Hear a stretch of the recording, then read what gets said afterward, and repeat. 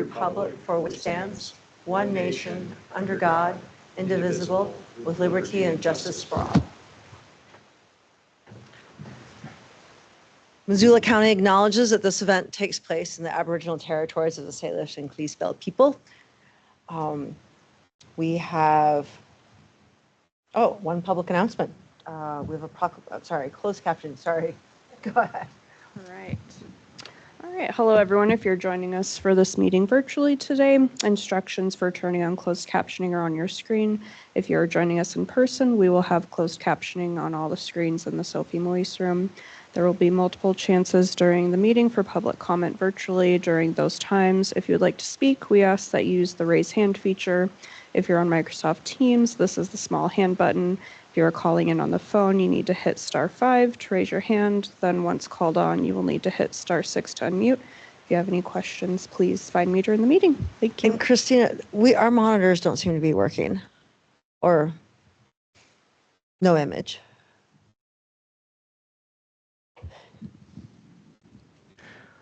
Well, while we are doing that, with the technical difficulties, we have a proclamation this week, and this is in recognition of the Americans with Disabilities Act. So this is a proclamation of the Missoula Board of County Commissioners. Whereas disability is a natural part of the human experience, and more than 13% of Missoula County residents live with one or more disabilities.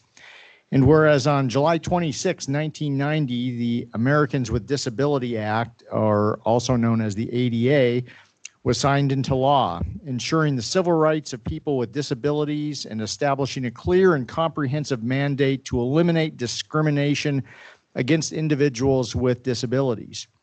And whereas the ADA has expanded opportunities for Americans with disabilities by removing barriers, challenging perceptions, and empowering individuals to participate fully in mainstream American life as equal and valued members of society. And whereas numerous organizations in Missoula County and across Montana work diligently to advance the ADA's vision of equality, inclusion, and opportunity. And whereas Missoula County acknowledges the full promise of the ADA can only be realized through ongoing commitment to its implementation and continued efforts to reduce attitudinal barriers, stigmas, and outdated labels that people with disabilities still face. Now, therefore, we, the Missoula County Commissioners, do hereby proclaim July 26, 2025 as a day to commemorate the 35th anniversary of the Americans with Disabilities Act in Missoula County, Montana. We recognize that full inclusion of people with disabilities strengthens our community and affirms our shared values of equity and dignity. Today, we celebrate the progress made, reaffirm our dedication to the principles of the ADA, and renew our commitment to achieving full compliance, accessibility, and inclusion for all. Signed, your Missoula County Board of County Commissioners. Thank you. Next, we have public comment, so come on up to the microphone. We have a 3-minute limit, and just make sure to state your name. And Travis, I think make sure it's on. Great. Hi there. Excuse me. So it's been a while. Travis Mateer, 25-year Missoula resident. Normally I'm all critical about stuff when I'm making comments, but today I wanted to say how excited I am at the possibilities of the sheriff office's new location right on the river. The sheriff's office might be able to expedite the determination of accidental drownings. We have so many accidental drownings. Now that they're right next to the river, they could expedite the determination of if this drowning is one of those many accidental ones. But sometimes there might be corpses we just want to let go down to Mineral County. I know that Ryan Funk, having direct conversations with him, there's this jurisdictional game that likes to get played, and water doesn't seem to respect jurisdictions. But maybe if we had something like a corpse camera, we could use AI to determine which corpses matter and which ones don't. And the ones that don't matter, we can just kind of let float down to Mineral County, and let the sheriff's office in Mineral County do their thing. I've been passing out flyers and bringing attention to what I'm calling #SerialKillerSummer. I have this list of 10 names. The list is like the suspected death by killing. Jermaine Charlo is one of those names. And I just want to continue raising awareness of the challenges of resources. And if we don't have the resources to be totally inclusive with every corpse, maybe we should use AI to determine which corpses can be allowed to float down to Mineral County, where Mineral County can do its thing by not really doing anything substantive. And I say that as a citizen journalist that's actually seen Ryan Funk testify in court to a maintenance worker loading a bale of marijuana into the county attorney's personal vehicle so that his cows in Clinton, Montana could be fed weed. Isn't that crazy? That happened in a court of law here. It's amazing to me as a citizen journalist, and I'm probably close to 3 minutes, and I'm sure you guys have important business to do. So I'm gonna continue biking around, might play with Legos later, definitely gonna try and wash some dishes professionally since that's what I do for actual money. And good luck, guys. Thank you, Travis. Thank you. Our current claims list as of April 24th, 2025 to June 4th, 2025 by the Commissioner's Office. This is the first time we've been able to read this in months. Totals, $8,918,362.06. We have 3 hearings, and we'll begin with the Blanchard family transfer. Patrick.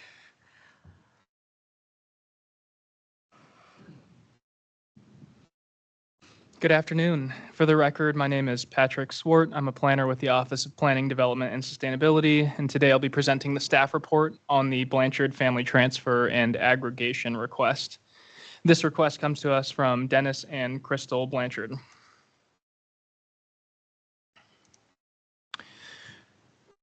The subject property we can see on the screen here is addressed 20470 Whitetail Ridge Road.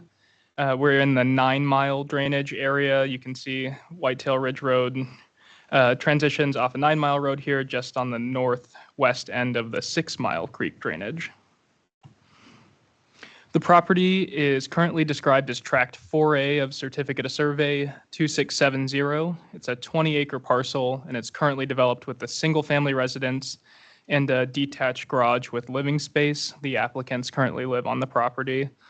The property is unzoned, and it's part of the 2002 Regional Land Use Guide, an amendment to the 1975 Comprehensive Plan, which gives this a land use designation of rural low-density residential and recommends residential development at a density of 1 dwelling per 10 acres. A little bit of additional context here on existing conditions. We received a comment from the Missoula County Clerk and Recorder's Office that identified a deeded boundary that predates the current certificate of survey. That boundary is shown. Eric, I'm sorry, I made a mistake and didn't see if there was any other public comment. We just saw someone leave. Okay, I was like, Chris, Continue on. sorry. I can pause. Yeah, I'm sorry. Apologies, everyone. I was rushing through the agenda. While Strohmeyer is heading out, does anyone have public comment? Okay, we'll wait here awkwardly for a bit. Thanks.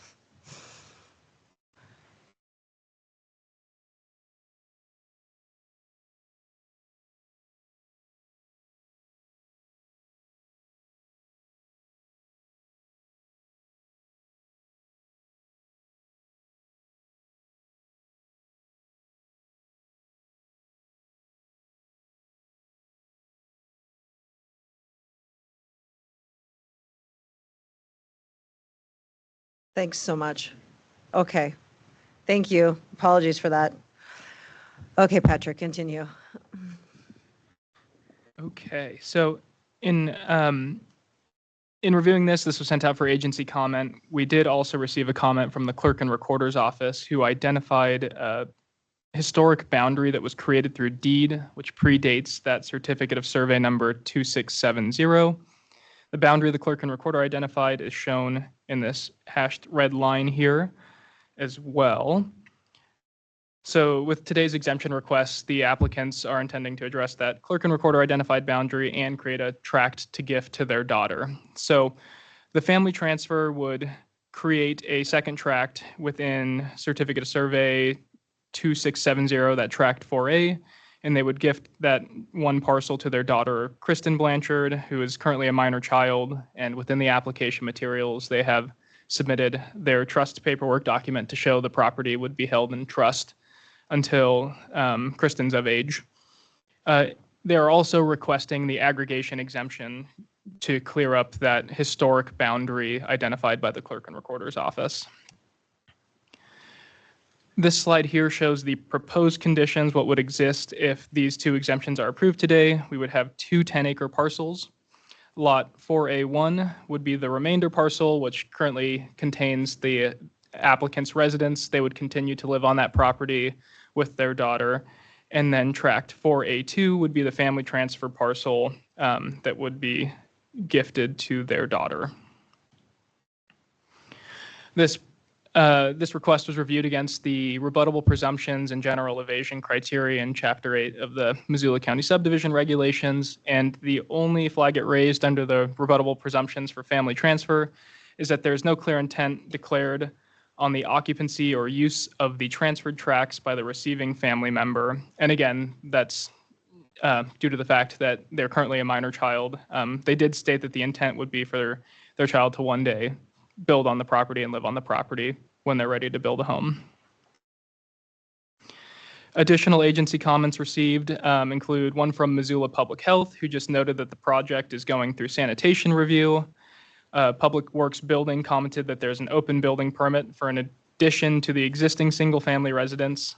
And the County Floodplain Administrator commented that this property is located on the edge of the 1 mile buffer of the 6 Mile Creek Zone A floodplain, but noted that elevations and topography indicate that this will not conflict with floodplain regulations. With that, I believe Dennis is here today. Dennis, if you wouldn't mind coming up to the podium here, and if you could state your name for the record, and then we have a few questions to ask you. Push the button. Oh, I think it's already I green. think You're it's on good. there. My name's Dennis Blanchard. All right, Dennis, did you purchase the property with the intent of dividing it? Did you or the transferee intend to transfer the property within the next year? No. Have you talked to anyone at the county about going through subdivision review? Yes. Due to the fact that that parcel, the boundary line aggregation. So I've actually been through a lot of headache with John Hart and what department is it? The Public health, well, not Or even public health. clerk and so much recorder's as, office? The Surveyor? records office. The records office actually shows that boundary, and so it's just been a nightmare trying to get this through. And John recommended that we go through this process to aggregate that boundary line because it's actually cutting right through my septic system. So, Okay, so the conversations were about the aggregation and Yep. family transfer process? Yep. Okay, thank you. Will the property be developed? I hope so someday. And then we've kind of already addressed this in the staff report, but the last question is, will the recipient of the property be residing on the property? Eventually. Thank you. Do you have anything to add, Dennis? So I actually prepared a statement, and this might give you guys some understanding as to why we kind of started this whole process. I'd rather not read it. Can I just give you guys copies of it? Yep. I'll just pass them out. Thank you.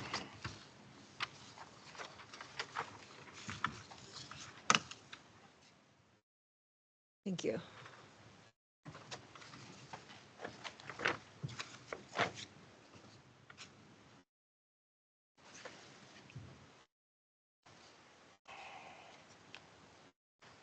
Oh, and Strummer has a question. Dennis, a question for you. So how old is your daughter, the recipient of the property? He's currently 12.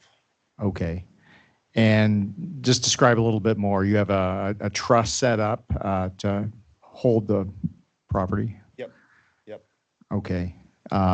Thank you for that. We've seen instances where that was the intent of the folks coming before us, and without that in place, the property quickly gets flipped and does not remain available for the recipient. So, That's not my intent at all. What I wrote there, actually, even just thinking about it, makes me choke up a bit. And that's why I wanted you guys to be able to read it, because preparation at this point is really key for me and my family. And setting this up this way ensures that if something happens to me, my wife can't manage our property where it's at on her own. So she could possibly lose it, be forced to sell it, something along those lines. But this would ensure that my daughter would have the same environment that I grew up in, if that makes sense. Thank you. Thank you. I don't have any questions. No, I don't either. Thank you, Dennis. That is the end of my presentation. We are recommending approval, but I'll have a motion on the screen when you're ready, commissioners. Throw it up there on the screen. Yeah. I believe we do have public comment still as well, too. Thank you so much. Is there any further public comment? Okay. We see it on the screen. Thanks. Okay, I'd move to approve the request by Dennis and Crystal Blanchard to utilize the family transfer and aggregation exemptions to create and gift a single parcel to their daughter, Kristen Blanchard, as presented in the exemption application and affidavit. Second, any further discussion or public comment? Okay, all in favor? Aye. Thank you. Thank you, and thanks for sharing this, Dennis. And sorry, Mr. Hart made your life so difficult. That's what he does. Thank you. And you can stick around or not. There's more items yet to come. Thank you. You bet. Thank you. Next, we have the Paul family transfer.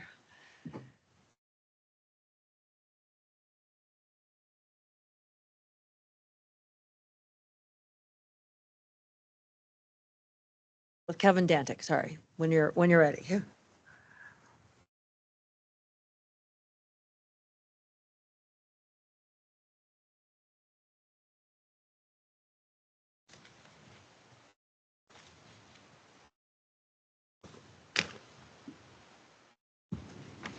Hey, good afternoon, commissioners. For the record, my name is Kevin Dantic, a planner with the Missoula County Department of Planning, Development, and Sustainability.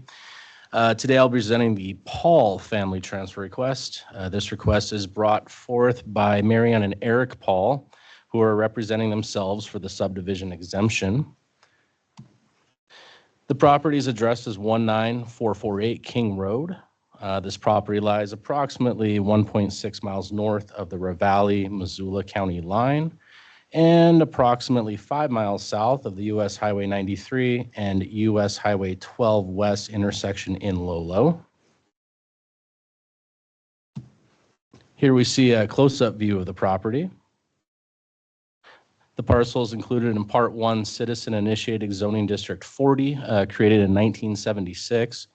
And is also included in the 2002 Lolo Regional Plan, both with a recommended density of 1 dwelling unit per 5 acres. The parcel is accessed by King Road, which is a public Missoula County maintained roadway. Before you are the existing conditions on the parcel. North is to the left on the map in front of you. Property in question was created by a meets and bounds survey. It was first recorded as a warranty deed Exhibit A on June 10th, 1994, Book 416, micro page 1032, and it contains 10.64 acres in total.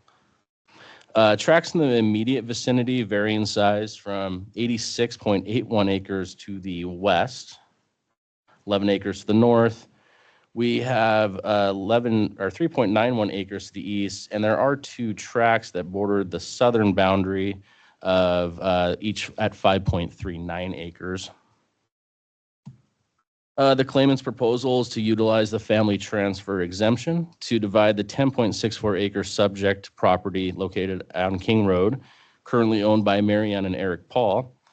The family transfer will result in the division of the parcel into a 5-acre tract to be owned by recipient Thomas Paul, son, and a 5.64 acre tract to be retained by the claimants, Marianne and Eric, who intend to continue to reside on the tract. The proposed family transfer is intended to give Thomas Paul, the landowner's adult son, a homestead where the claimants can live close to their children and grandchildren. The applicants intend to retain ownership of the remaining parcel, as was previously mentioned. As proposed, Tract B, which would be 5 acres, and tracts 5A, 5.64 acres, would be within the acreage range of geographically adjacent lots. Tract B gifted to Thomas Paul, and this is the remainder right here. As part of the review process, the proposal was sent out for agency comment. 3 agency comments were received on the proposal. Missoula County Public Works Building Division noted there's an open electric permit that needs final inspection and closeout, and that, of course, future structures need building and/or trade permits. Missoula County Public Health Sanitation noted the property will need sanitation review or applicable exemptions, and any cesspool will need to be upgraded before the final plat sign-off. Finally, Missoula County Public Health Water Quality noted that the area of the proposed transfer does have sporadic elevated arsenic levels and definitely recommends testing of both existing and future wells. In reviewing the request, there is one criterion under rebuttal presumptions and evasion criteria that possibly indicates evasion. That being that the original tract was transferred to the claimants less than 2 years ago.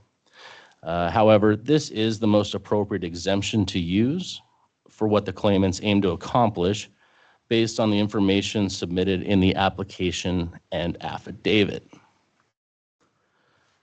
Are Marianne and/or Eric Paul in the room or online? You folks can come right up. And for the record, I'll have you folks state your names. Marianne Paul. Eric Paul. Thank you, folks.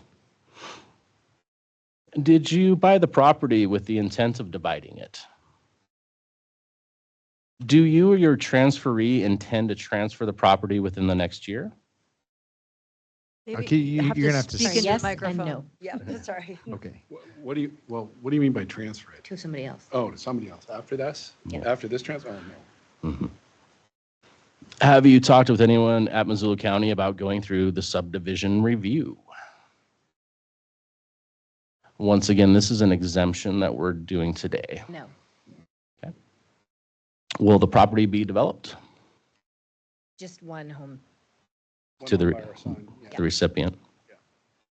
And will the recipient of the property be residing on the property? Yes. Yep. Perfect. Thank you. I'm nervous. Do you guys have anything to add? No, just that we hope that it goes through. Okay, thank you. Thank you. We wouldn't be near our grandbaby that's right there. Oh, yes, is there any other public comment? Okay, In conclusion, staff recommends approval with the motion presented on the screen before you. Commissioners, here is your language. thank you. I don't have any questions. I do not, and thanks so much for writing it in the active tense.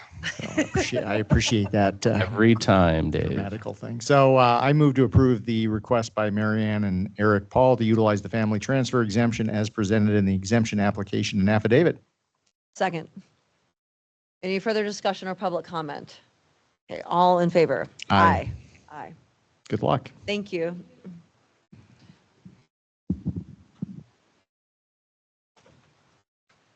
You guys can hang around for the preliminary budget presentation. Okay. Okay.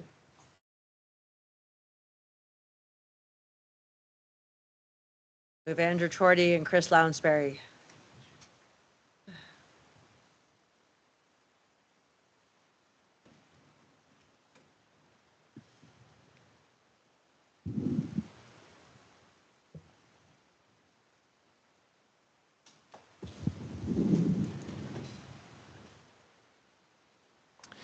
Good afternoon, Commissioners. Thank you for the opportunity to present the preliminary budget for Missoula County for fiscal year 2026 today. At the end of this, we'll be asking you to formally open the public hearing, which will be held open until the final budget is adopted later in the end of summer at the beginning of September. For the record, my name is Chris Lonsbury. I'm the Chief Administrative Officer for Missoula County, and I'm joined today by our Chief Financial Officer, Andrew Chorney, who will walk us through the numbers when we get to that section. But before we do that, I'm going to try and set the stage a little bit here for folks around the way county budgeting works and the challenges and opportunities we're faced as we head into fiscal year 2026. So just to start off here, we are today starting off our budget process from the public perspective at the preliminary budget hearing. But prior to this, internally, for the last several months, staff has been working across departments on the budget, and the commissioners have been hearing the needs from departments in the form of enhancement requests at your administrative meetings throughout June and July of this year.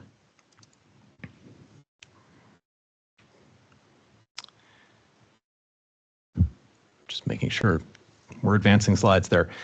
So just a reminder for folks that property taxes are both in the local government's control, but also we share that responsibility with the state of Montana. And so when we talk about property taxes, there are three main components to that. The first is the value of a person's property. That's determined by the state of Montana through the Department of Revenue. Folks should have received or are in the process of receiving notices of what the Department of Revenue has valued property at across Missoula County. The second is the tax rate for each of the property classes in the state of Montana, and we'll talk a little bit more about that because there were some legislative changes this year to tax rates. But again, that's set by the state in the form of the legislature during each of their biennial sessions, and so that has changed for this year, and we'll talk about that on the next slide. And then the last thing that is part of what determines property taxes is the number of mills that are necessary for either local governments or schools or special districts in order to be able to carry out their statutory functions. And that's the piece that is in local control, the number of mills that we levy. The other two pieces of that budgeting piece related to property taxes is in control of the state. And then also weighing into that are the piece that are approved by our voters here locally. We have a number of bonds and other levies that have been approved locally, and those also impact what people see on their property tax bills. So I want to talk just briefly about what happened at the legislature this year, because I'm sure folks have read or seen online that there were some pretty big changes that happened to our property tax system this year in the form of House Bill 231 and Senate Bill 542. So starting this year, residents who have owned their primary residence in Montana for the previous year will be able to apply for a one-time $400 rebate from the state of Montana to offset some of the property taxes that they pay. In addition to that, for Class 4 residential and commercial properties, the tax rates were adjusted during the legislature. And the tax rates this year for fiscal year 2026, which started July 1st, 2025, for the first dollar of property taxes up to the first $400,000 in value on the home, the property tax rate dropped from 1.35 to 0.76%. And then for the next, from $400,000 to $1.5 million, the tax rate increases to 1.1%. And then for properties valued at more than $1.5 million, from the $1.5 million mark up, it's 2.2% for this tax year. Those numbers and breakpoints, $400,000, $1.5 million, change as those bills are implemented over a 2-year phase-in for the following year. So what we're doing this year will look different again next year, and I just want to set the stage for folks because that will cause some fluctuation in tax bills just based on the rate changes that are occurring during those 2 years. So where we are today during preliminary budget, what we're presenting to you is the base budget of the county. And what that base budget consists of is the increases in contracts or personnel costs that are necessary for the county to just continue the functions that it does today. That's not adding any new services or personnel to the budget, just continuing the work that is done today as part of it. And it assumes, at least right now, because we do not yet have certified taxable values from the state of Montana, which is that last piece, one of those two, or sorry, the first piece of one of those two, those three pieces of property taxes that we talked about. we have to assume the previous year's revenue, even though we know the certified values in Missoula County will have gone up from the growth that we experienced. So what we're presenting today is just that base budget, but we assume no new revenue will occur from newly taxable properties or other things that have occurred over the last 2 years since the last reappraisal cycle. So you may have seen this slide before. This is the focus of Missoula County's budget. It ties directly back into the county's mission, vision, and values. And this is where we look at how is it that we provide services to our constituents in Missoula County. And we're highlighting here this year kind of 4 main target areas that we're working on and we've been working on for the last couple of years. And the first is providing an open and transparent budget process. That includes access to the enhancement requests and this presentation, as well as a preliminary budget book that is up on Missoula County's website in the Missoula County Voice section, as well as our public meetings today and the upcoming subsequent public meetings when you'll take public comment on the proposed budget. Also, as folks may remember, we've been working pretty hard towards some of our core service areas, including public health, public safety, and the criminal justice system over the last several years, as well as looking to make sure that we can maintain the quality workforce that we have for Missoula County. And that has included increases in the personnel line items for budgets that are included in the base budget, again, continuing that same staffing level that we've had previously. And so Missoula County is part of 13 different collective bargaining agreements, and those include raises that we've negotiated with our collective bargaining partners, our labor partners, that range from about 3 to 7% to try and keep our workforce at or near kind of the folks that we compete with in order to be able to recruit and retain staff. Sorry, we're having a little problem moving forward on slides. There we go. I wanted to highlight a few areas where we are continuing to see some challenges, especially around recruitment and retention in our public safety area in particular. So last year, I was able to report that we have been able to close the gap for our sheriff's office, but you'll notice they're still up there, and that is because we are still experiencing some challenges recruiting in our detention center. We have been able to close that gap from at one point almost 19 open positions down to about 7 positions now, so we're making good progress in that area, but we still have a ways to go. The same is true for 911 services, another public safety area. We have been able to close that gap, but we still have about 5 open positions in our 911 services division. One of the big areas that we're seeing, and folks may have read about, is real challenges in our public safety infrastructure and just our public infrastructure across Missoula County in general. And so folks have undoubtedly seen things like the closure of Boy Scout Bridge last year, the fact that McClay Bridge was closed for a period of time when it was in need of critical repair. And they've undoubtedly noticed more weight restrictions going up on our bridges as well. And Missoula County is facing real challenges in attempting to address those issues around that. Missoula County is responsible for all bridges, either in the city or in the county. And then we have roads outside the city limits that we're responsible for maintaining. And right now, we need about an additional $4.1 million per year just to begin to make a dent in that backlog of infrastructure. We're not proposing a $4.1 million increase in public infrastructure funding. That's beyond the county's ability to accomplish because of the way funding is set. But that is the real challenge that we're facing in public works. And we have a almost 26-year-old detention facility. Now it's hard for me to believe that because I was here when we first constructed the facility and moved into it. But we are facing real challenges there as that facility ages in the needs for it. We've been fortunate enough to work with partners to be able to replace things like the roof, to add solar to that facility, but we have real challenges in some of the internal systems for heating and air conditioning and for supplying water throughout the facility that will impact our budget as we head into this next year and subsequent years.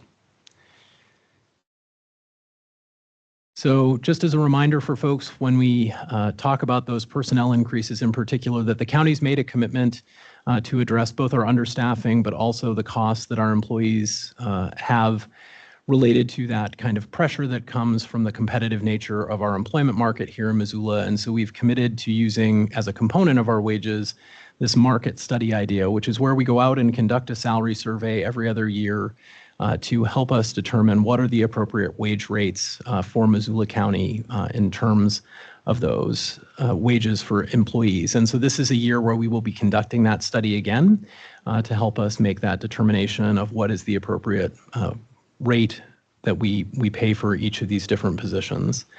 In addition, this year, we will continue the move to some enhanced services on our criminal justice side, including additional pretrial, misdemeanor probation services, as well as some changes to the layout of the courthouse to address security challenges around cases in our court system.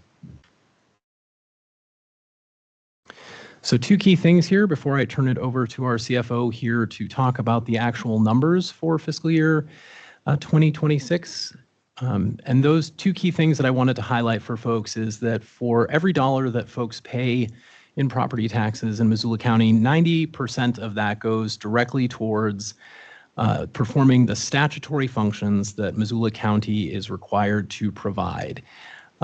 We run a very lean operation. I know sometimes it's hard for folks to believe that when we talk about government, and we hear a lot of things on the national and state stage about that. But 90 cents of every dollar that we collect in property taxes goes directly towards providing a statutory service that we are required to provide, which leaves us with a little less, and in reality, than about 5% of the services being kind of ancillary services that help to conduct those primary statutory functions. And those kind of ancillary services involve things like our ability to do outreach to the public and provide mailings to the public when we have changes in tax rates or in rural special improvement districts, making sure that we have robust grant reporting so that we can stay in compliance when we receive federal dollars and those kinds of things. And so while this year we will see a more substantial request to the commission for an increase than we have seen in previous years, we've tried to stay at or below the inflationary rate, and we've done a fairly successful job of that. But the continued pressures coming out of the pandemic and out of the last few years has meant that we are looking at a more substantial request to the board this year in order to maintain that just continued level of service that we provide today without enhancements in it. And with that, I will turn it over to Andrew, who will talk through kind of what those numbers look like for the public, and then I will be back on to talk a little bit about what that actually means to property taxpayers in Missoula County. And Andrew? Great.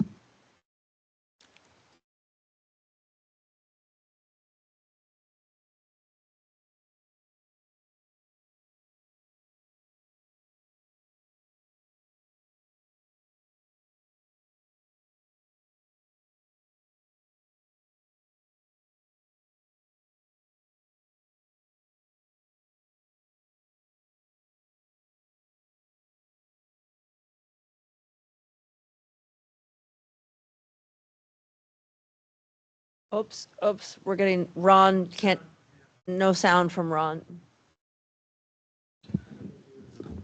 Not coming through. Andrew, I'm going to stick that mic right there. All right. Okay. Just double.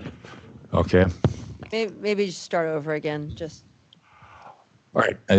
What I was saying was I was going to start with a couple of definitions.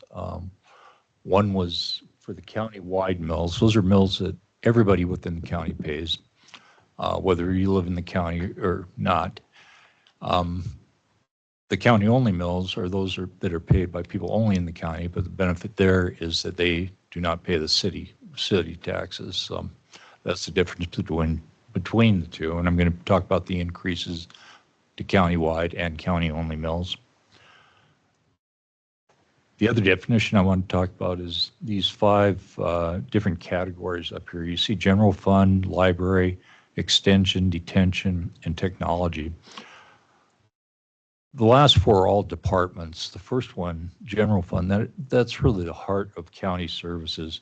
That includes the commissioner's office, communications, justice court, county attorneys, financial services, clerk and recorder, elections, records management, treasurer's office, auditor's office, facilities management, office of emergency management, 911, human resources, central services, the superintendent of schools, surveyor, GIS, project management, financial administration. So there's a lot of different departments within the general fund, and that's why I wanted to preface the increase here, the general fund, and that's almost entirely personnel. Well, it is entirely personnel. It's $1,164,911 increase proposed for general fund. The actual increase this year is $1,941,69. We're offsetting that with some cash and taking some hits in other areas to facilitate that.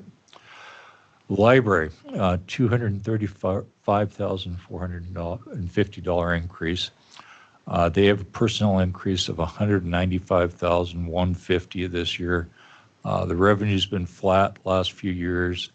They're going to end the year with $9,262 in the bank. Extension, $240,000. This is also personnel related. There is a small portion of operational expense in here, but it is also personnel related. The detention center, this is the big one, $2,377,000. This is a combination of two very unfortunate events. One unfortunate event, I should say. We lost the mask unit, which were state prisoners that were housed here, and they weren't paying the rate that they need to be charged. And, there's a whole issue behind that. But we ended up losing $1,660,000 from that the state inmates not being housed here anymore. And we had a personnel increase of $769,735 for a total of $2,429,735. We're asking for a little less. We're making up the difference elsewhere. Technology, $482,229. That's increased support, informational services, support operations, personnel costs of $230,000. Approximately another $375,000 in service costs. Next slide, please. Just a little bit delayed in getting up there. There it is. Okay. Looking at the county-only levies, there were no operational or personnel levies there. What we do have is 3 pieces of debt service. For the Public Works, they're acquiring a crusher, and we're going to be financing $1 million of that crusher for Public Works. The entirety of the crusher is just under $2 million, as I recall. The health department, we got an HVAC system over there we're fixing. We're going to fix about $1 million worth of HVAC there. And then capital debt service, this is our share of the animal control facility, which we share costs with the city. We each are spending $2 million. This is $166 million in debt service for the animal control center. I mean, it's $166,000. Thank you. Slight error there.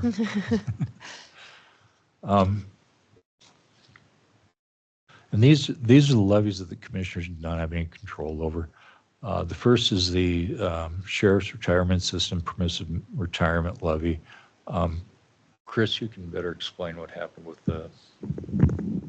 Sure. So just so folks are aware, during the last several legislative sessions, in order to make the sheriff's retirement system more structurally sound, the legislature has chosen to increase the rates that employers, of which Missoula County is one, both our deputy sheriffs and detention officers are part of this retirement system.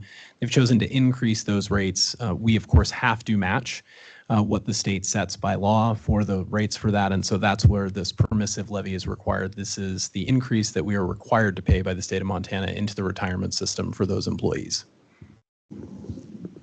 Thank you, Chris. We have judgment levy that's going on the rolls this year for $421,000. That was from a wage dispute that we're ordered to put on by a district judge.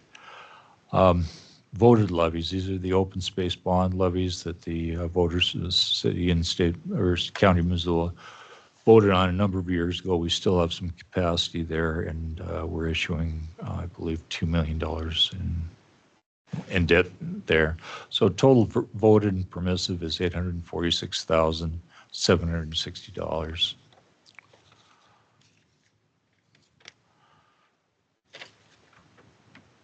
So The countywide operational capital debt service comes to $4,583,063. County only, which is the CIP debt service, is $322,252 for a total of $4,915,315. Levies we don't have any control over is the permissive retirement levy of $307,787, the judgment levy of $421,026, and the voted open space bonds of $117,947. Subtotal there is $846,750. Total needed is $5,762,075 in additional property tax to fund just the base budget, what we do today. And that's before that's what the number is now. This is an estimate. We don't know what that number will be come September because there's other values that haven't been. So correct. So, thanks, Commissioner Vero. That's a great segue. So that is just the amount that's needed to continue the same operations that we have today. And at the end of the presentation, again, assuming there were no changes in our values, I will show what the impact will be to homeowners for residential property for that in terms of $100,000 house, $300,000, $600,000 home. We know that our residential and our commercial values have gone up, and so our anticipation is that in the long run that will allow us to potentially bring these numbers down, but we just don't have that information until the beginning of August when we get those certified taxable values from the state. But again, that is just what's needed to cover the base budget, continue the existing operations. And we do have some requests that have been put forward by departments. The entire list for both one-time and ongoing is available online on that Missoula County Voice page, and we'll have the link for that at the end. But just as a reminder for folks, one-time requests are requests for goods or services that require us to not raise property taxes in order to do them, so they could be funded by things like a grant, or a department may have been budgeting for a cost, and so they've been putting money aside in order to be able to cover that. We're basically going to spend the money one time. Once we have that good or service, we're not going to need money to support it going forward. And then we have ongoing requests. And these are the requests for goods or services or personnel that will be needed, and those usually require ongoing property tax support. So just a few examples of some of the ongoing budget requests for folks to get an idea of what's out there for needs across the county. And as we look across our organization, one of the things that you heard during your budget presentations from departments was the fact that the demand for services, as Missoula County continues to grow in population, we also continue to see an increase for demand. And so we do have some personnel requests this year from departments that you'll consider later in August once we have certified taxable values. And those include changes at the fairgrounds, for example, or at the detention facility, in our county attorney's office. And all of those are available online for folks to be able to look at what those requests are and provide feedback to the commission on ones they think might be important enough for you to consider funding this year, or items that they may think are not necessary or may not be of the most value. Then we have the one-time requests, and these are the ones that don't require any property tax support. And that includes things like the crusher that Andrew was mentioning. And what that does basically is it pulverizes rock so that we can produce our own gravel. We can do that at a much reduced cost than if we had to buy it commercially, because the county has several gravel pits and gravel sources that are under its control. But that does mean occasionally we have capital expenses like the crusher, where we have to replace that piece of equipment. The current one, if I remember right, is circa 1950 something. And so it's about time that crusher get replaced. That will allow us to operate more efficiently, which will also result in less noise for folks who are next to those gravel pits, because the hours of operation will not need to be as long because of the efficiency. And it includes things like replacements for equipment that has worn out, or pieces of safety equipment at the courthouse annex or other places in those kinds of one-time requests. So in addition to the public hearing that you're opening today, just as a reminder for folks, we are also opening the public hearing for rural special improvement districts. Rural special improvement districts include things like lighting districts, water and sewer districts. This year, Missoula County is not proposing increases to most of those districts. The exception is the Lolo Sewer and Water Rural Special Improvement District, which does have to have some upgrades that occur to it. There is a larger conversation occurring around that, around the ideas of expansion and those kinds of things, but we know even just to fund the improvements that are necessary for the existing district, that will require an increase, and that information is available online for folks to look at, but we will take public comment as part of that hearing today. Also, we have the Missoula Local Government Special District, which is the former federal building known as the John Engen Building. We do have assessments for that building as we continue to get ready to undertake the renovation of that building, which will allow us to consolidate out of properties we currently have to rent and centralize services for folks to be able to more efficiently access them. And then finally, we have the hearing for the Fairgrounds Special Improvement District.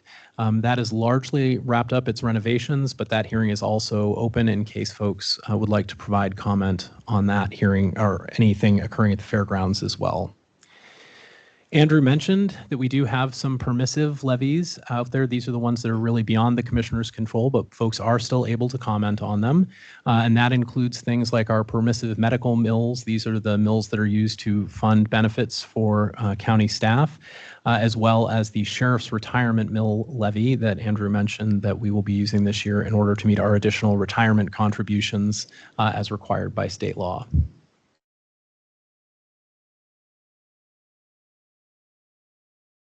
Oh, did that jump back for everybody else? Sorry about that.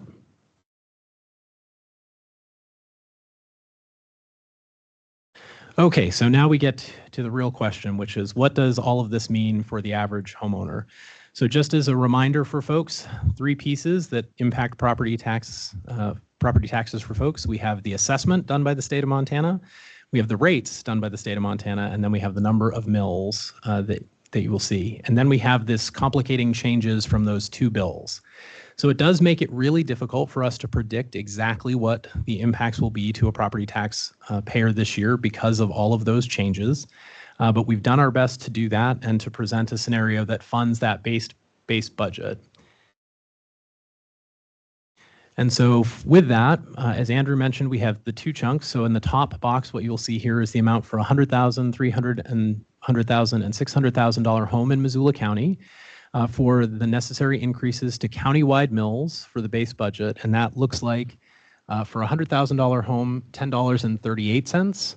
For a $300,000 home, $31.14. And for a $600,000 home, $71.56 per year. So that is not a per month or a per day. That is the total yearly increase for a $600,000 home is $71 for all of those services. And then for the items that the commissioners do not have control over that Andrew mentioned, for a $100,000 home, it's $1.79. For a $300,000 home, it is $5.36. And for a $600,000 home, it is $12.33. So if you are a county-only resident, so you live outside the city limits, because again, the city has its own budget process, Missoula County Public Schools, fire districts all have their own. For the county portion of your taxes, on the county-wide mills, the ones that are paid by all residents in Missoula County, if you add up those 2 numbers, and I'm just doing it for the $600,000 home, but if you add the $71.56 and the $12.33, you get just about, adding those 2 things together, $84 per year in total tax increase, or about $7 per month in order to be able to fund the base budget for this next year.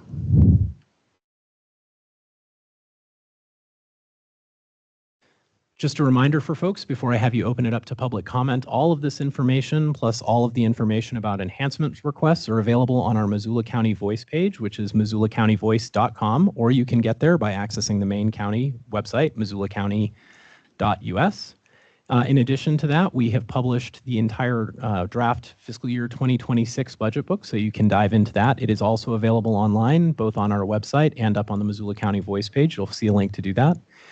A recording of this budget presentation, as well as all of the budget enhancement requests, are available online on our YouTube channel, which is youtube.com/c/Missoula County. And then finally, we will have certified taxable values from the state the week of August 4th, so about 2 weeks from now, a little less than 2 weeks from now, I guess. You'll then have your opportunity to, as the commission, to review all of the enhancement requests and make decisions on those. That will occur during your public meetings on August 12th, 14th, 19th, and 21st of August. And folks can provide input both today, but also to you directly through your email, which is bcc@missoulacounty.us, or by calling the Commissioner's office at 406-258-4877. And with that, Commissioners, I would ask you to open the public hearing. We'll take public comment today, and then at every one of your subsequent both administrative and public meetings, we will have the opportunity for the public to provide comment.